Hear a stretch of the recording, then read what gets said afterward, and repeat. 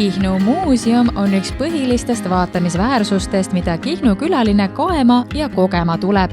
Aastas võtab mäluasutus vastu pea 10 000 külalist ja see arv on viimastel aastatel jõudsalt kasvanud.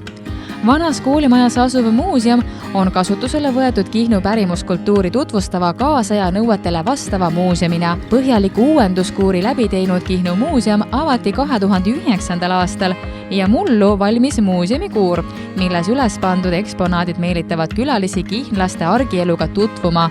Õuallal toimuvad rahvarohked muuseumitunnid, mis tutvustavad Kihnu elusat pärimust.